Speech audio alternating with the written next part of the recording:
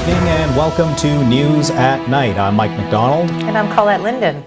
Sault College's COVID-19 readiness plan has been approved by the federal and provincial governments, and the college is now able to welcome eligible international students who are currently outside the country.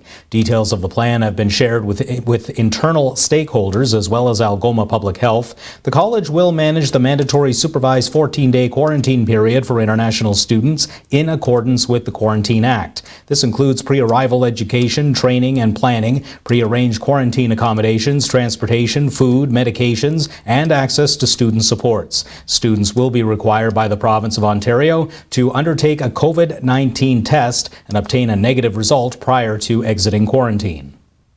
General Motors Canada President Scott Bell says the growing demand for trucks helped convince executives to turn around plans for the plant in Oshawa. Bell says that even after the wind down of the assembly line in Oshawa last year, the Canadian branch of GM continued to push for Oshawa internally during discussions to expand the truck business. GM union workers approved a deal earlier this month that included a $1 billion to $1.3 billion investment in Oshawa, with the expected hiring of 1,400 to 1,700 hourly workers. Moderna is the second company to report preliminary results from a large trial testing a vaccine, but there are still months to go before it will be widely available to the public. The drug maker Moderna announced on Monday that its coronavirus vaccine was 94.5% effective, joining Pfizer as a frontrunner in the global race to contain a raging pandemic that has killed 1.2 million people worldwide. Both companies plan to apply within weeks to the Food and Drug Administration for emergency authorizations to begin vaccinating the public. Officials said the two companies could produce enough vaccine for a little more than 20 million people in the United States by sometime in December, with the first doses going to people with the highest risk, like healthcare workers, emergency medical workers, and frail residents of nursing homes. But a vaccine that would be widely available to the public is still months away, while the need for one is becoming increasingly urgent. The pandemic has affected more than 53 million people around the world so far. U.S. cases are soaring, setting records every day. There have been more than 11 million cases and 246,000 deaths. COVID-19 is killing more than 1,100 Americans a day, and the last million cases occurred in just 6 days. Public health officials greeted Moderna's news with a modicum of excitement, especially when viewed alongside the data released last week by Pfizer's, which, in collaboration with BioNTech, reported that its vaccine was more than 90% effective. The Royal Bank of Canada released a report today announcing 20,000 women in Canada have left the workforce between February and October. However, the report also revealed that triple the number of men have joined it. The study says raising children is likely the cause of the exodus, which is seeing women between the ages of 20 and 24 and 35 and 39 abandoning work faster than most other cohorts. Mothers with children under 6 only made up 41% of the labor force in February, and yet they account for 2/3 of the exodus. The study warns that this pattern could slow down the economic recovery from the COVID-19 pandemic and impact the future of industries largely dominated by women. The economists behind the study are particularly worried because the high number of women who have lost their jobs during the pandemic are not temporarily laid off and do not appear to be looking for work like their male counterparts. RBC says this could be happening because women are more likely to work in industries slower to recover from COVID-19 restrictions. Their ability to work from home may be much lower than a man's because they dominate the hospitality, retail, and arts sectors, and they often take on more onerous responsibilities associated with raising the children. A group of physicians say they were turned away from providing their perspective on proposed changes to the assisted dying law. The doctors, along with Conservative MPs, say the Liberals placed an arbitrary cutoff on accepting submissions to the committee studying the bill without telling anyone, and that led to multiple submissions from doctors being rejected. Bill C-7 is in response to a Quebec court ruling last fall that struck down a provision in the existing legislation that restricted access to a doctor-assisted death to those whose natural death is reasonably foreseeable. The new bill would allow access both for those who are near death and those who aren't, with more stringent rules applied in those circumstances. Daniel LaPrade is up next with your local weather right after this.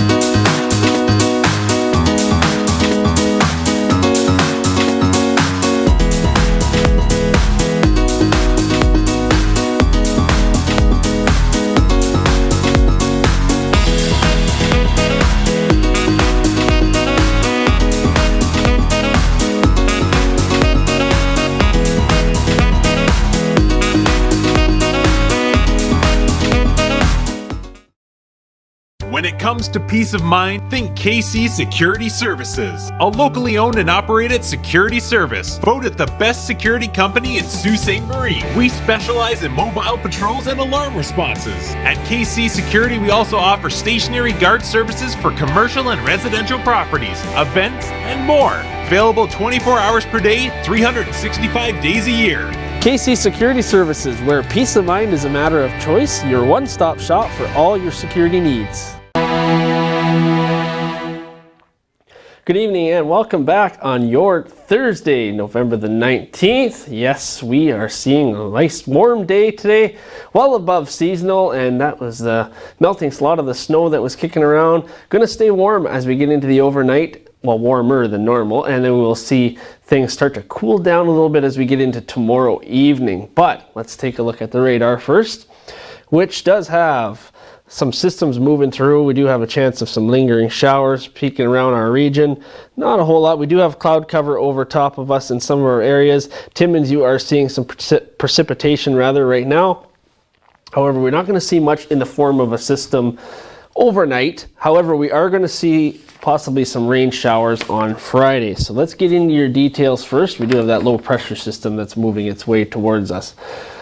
And here's your camera view, which is brought to you by wirelesscom.ca. We are looking at a different view today, and well, you see the clouds are out, and that's going to continue for the rest of the evening before things clear up a little bit and maybe see some fog move in after midnight tonight. So get ready for that time of the year where the fog with the temperature changes. So let's look at our expected highs for today.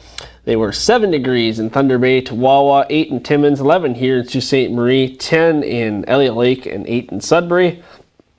We're looking at our overnight lows, -4 in Thunder Bay, 2 in Timmins and Wawa, and then 3 here in Sault Ste. Marie, and then another couple of 2s in Elliott Lake and Sudbury. So we're not really below freezing in our immediate region, which is nice, but we will see mainly cloudy with a 30% chance of a passing shower early in the evening later on tonight. Fog patches developing near midnight, as I mentioned, and then we will see cloudy in the morning. Few rain showers will begin, and then that will change to flurries late in the afternoon, early evening, because the temperature is going to go from 8 degrees and it's going to fall to about +2 by the late afternoon. So we're going to see that change move in once again, and it's going to come down to 0 as we get into Friday overnight.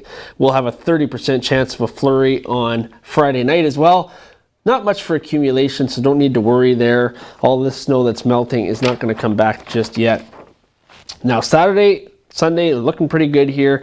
2 degrees on Saturday is your high.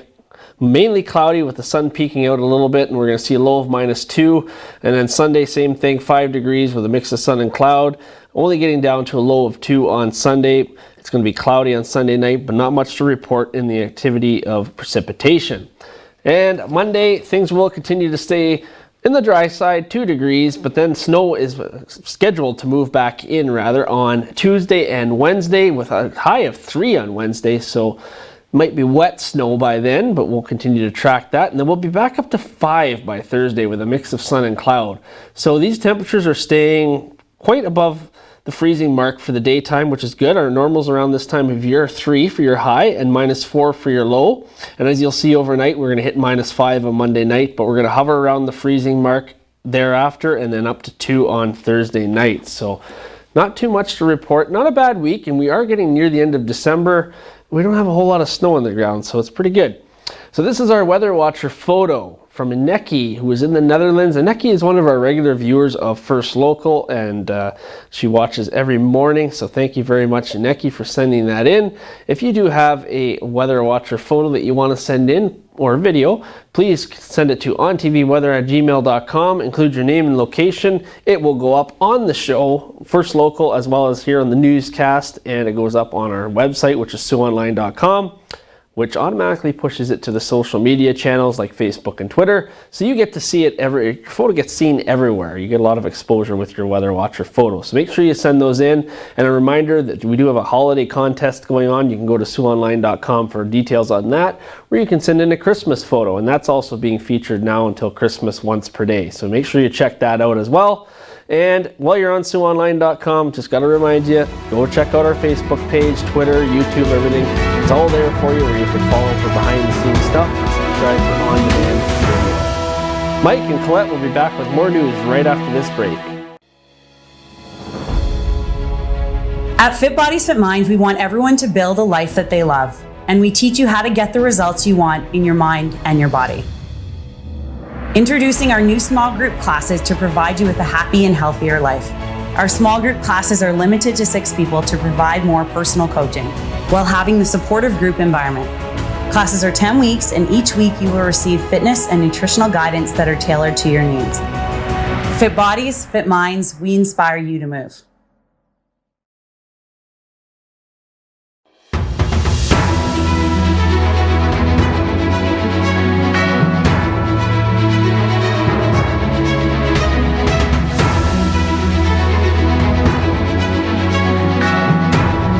Ontario now has 150 COVID-19 patients in its intensive care units, crossing a key threshold that government projections have indicated could lead to cancelled surgeries, as Premier Doug Ford promised action to protect hospital capacity. The stark new data was announced just hours before Ontario's Progressive Conservative cabinet was preparing to debate new public health measures, which could include regional lockdowns to fight surging virus spread. Ford used his daily pandemic briefing to warn of the danger of the province now faces and pledged to take action this week with the new restrictions for COVID-19 hotspots, Toronto, Peel and York region. NDP leader Andrea Horwath said the ICU data was very concerning and could have been avoided. Green Party leader Mike Schreiner said the government wasted the summer months when the virus counts were low and didn't prepare for the pandemic's second wave, and called on Premier Ford to stop treating announcing new measures like a, quote, game show. Environment Minister Jonathan Wilkinson will show Canadians his path to net zero today when he tables climate legislation in the House of Commons. The legislation fulfills a promise in the 2019 election to be more aggressive at cutting greenhouse gas emissions by 2030 and get Canada to net zero emissions by 2050. That means any emissions still produced 30 years from now will be absorbed by natural means like forests and wetlands, technology, carbon capture, and storage systems. The law is supposed to set 5-year emission targets for 2030 and 2050. The Liberals promised those targets would be legally binding, but have never said how they envision doing that. Clubs will be mandated to give 14 weeks of leave pay at a minimum 2/3 salary.